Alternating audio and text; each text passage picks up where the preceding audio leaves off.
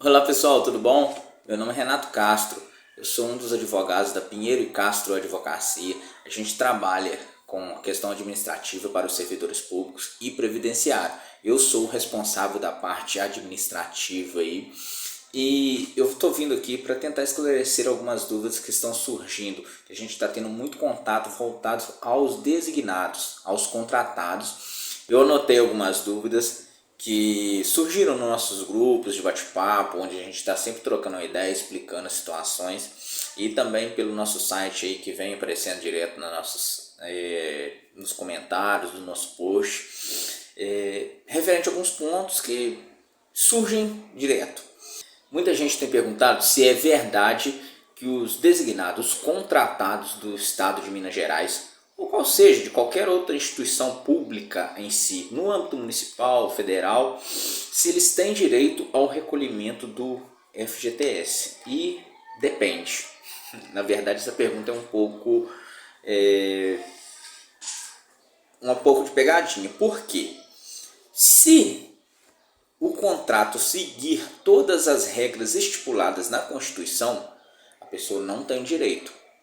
Agora, se ele não seguir, a gente consegue, por meio da justiça, por meio de entendimentos já do STJ e do STF, até diretamente voltado aos servidores de Minas Gerais, demonstrar que esse contrato não atende, demonstrar que esse contrato tem nulidades e, mediante a isso, a gente solicita o recolhimento de todos os períodos durante a contratação. O que acontece? Um dos principais pontos que não são respeitados dentro dos contratos administrativos é o tempo. Os contratos só podem ser por um período curto, renováveis no máximo por 2 anos. Se você trabalhou 2017, 2018, você já conseguiu, no caso, o direito de solicitar perante a justiça o seu recolhimento. Então, a gente entra com a ação judicial fazendo esse pedido, demonstrando ao juiz que existe um erro nessa contratação, para que o juiz obrigue o Estado a fazer, ou o Estado, ou o município, ou o ente federal a fazer o recolhimento. Acontece que no estado de Minas Gerais isso é muito recorrente. A gente tem pessoas aqui que estão há mais de 10, 15 anos direto nesse serviço. Então é muito claro, é muito evidente essa situação. Por isso se tornou mais tranquilo trabalhar com essa situação com os designados do estado de Minas. A gente demonstra isso ao juiz e já de cara a gente consegue uma sentença favorável. Claro que o Estado vai recorrer tentando prorrogar esses pagamentos, mas uma situação muito tranquila para a gente. Uma outra pergunta: por que o designado tem esse direito?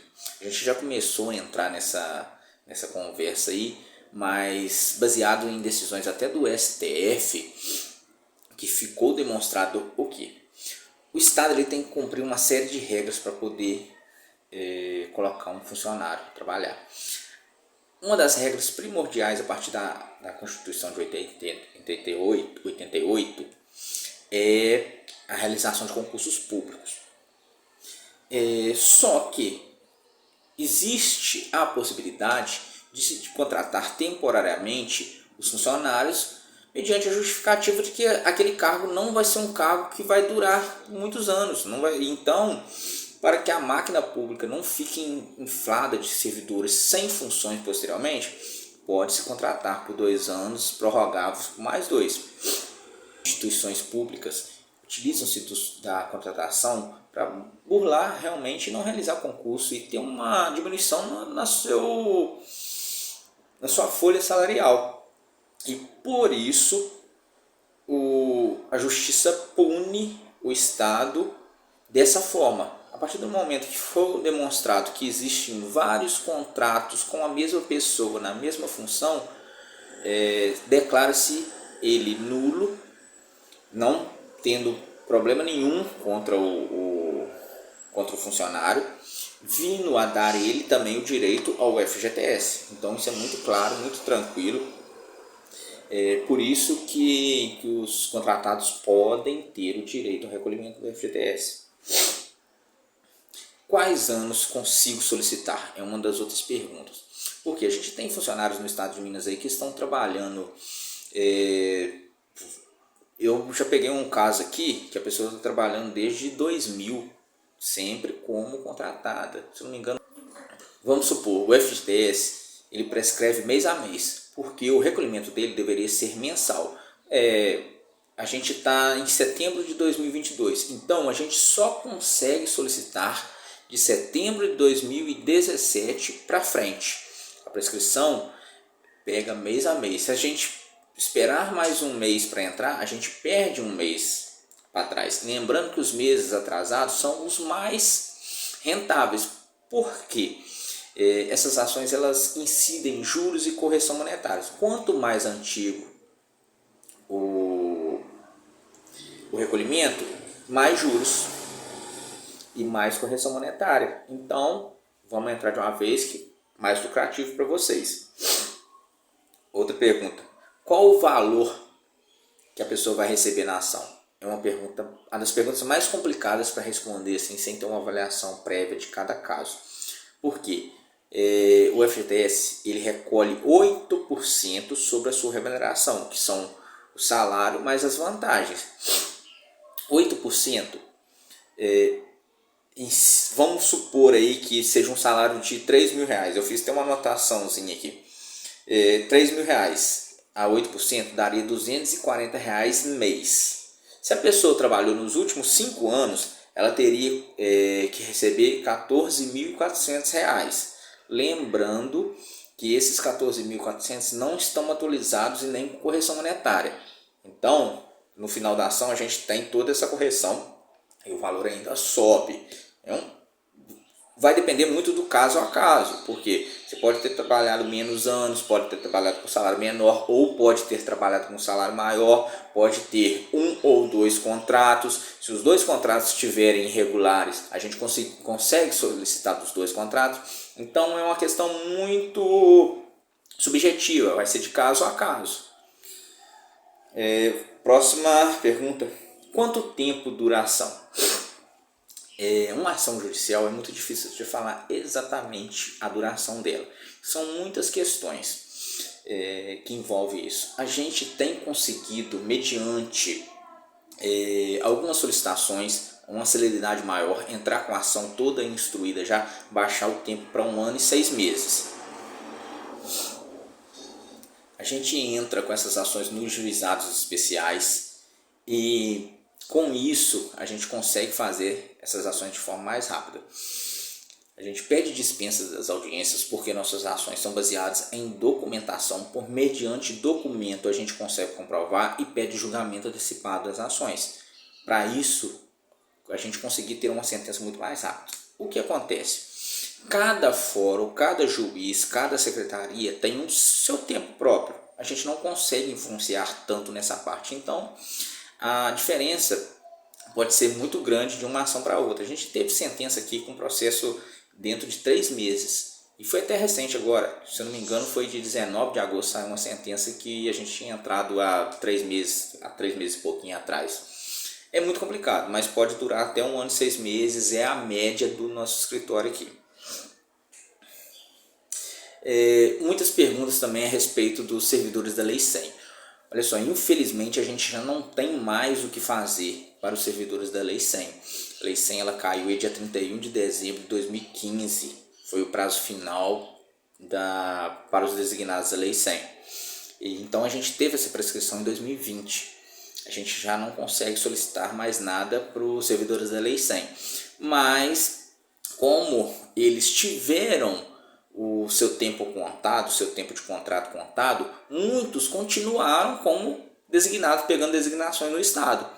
Dessa forma, a gente conseguiria também solicitar de 2017 para cá o FGTS deles e pelo menos levantar uma parte desse valor. Muitos estão com ações já correndo na justiça. A gente precisa saber fazer o levantamento dessas informações também para conseguir fazer a nova ação de uma forma mais correta, já informando isso ao juiz e demonstrar para o juiz que uma ação não envolve com a outra. Os tempos de solicitações do FGTS são diferentes, até para poder ganhar tempo também dentro da ação.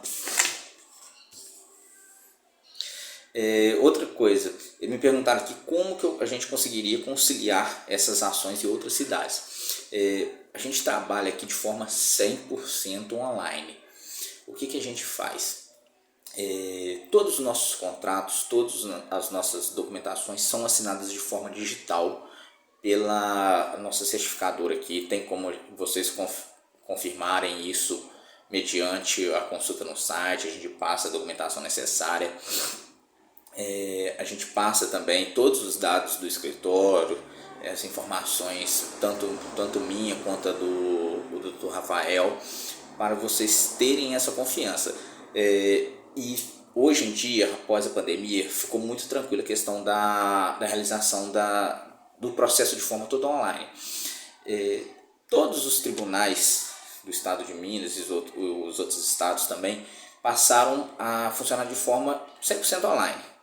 As petições, os processos são todos online. Então, talvez o único ato que a gente teria que fazer no local seria alguma audiência. Porém, a ação do FGTS ela tem essa vantagem de que a audiência que seria de instrução, a gente não necessita fazer ela, porque a nossa comprovação não precisa de testemunhas, não precisa de depoimento pessoal. Então a gente pede dispensa e todos os juízes entendem nesse mesmo sentido. Talvez o que a gente teria um pouco mais de dificuldade, mas a gente tem conseguido, em 90% dos casos também conseguir dispensa, é nas audiências de conciliação. O Estado não tem autorização legal, o procurador no Estado, no caso, não tem autorização legal de fazer acordos. Então, a primeira audiência, que é uma audiência obrigatória nos juizados especiais, a gente tem conseguido também bastante dispensa dela e dado continuidade na ação sem realizar. Se algum juiz ou outro entender pela realização, algum juiz ou outro que entenda pela regra muito bem escrita dos juizados, ele pede a realização. Porém, a gente consegue solicitar que essas audiências sejam realizadas de forma digital. A gente comparece, os nossos clientes eles podem comparecer por meio do celular ou do notebook, muito simples a realização, a instalação do aplicativo.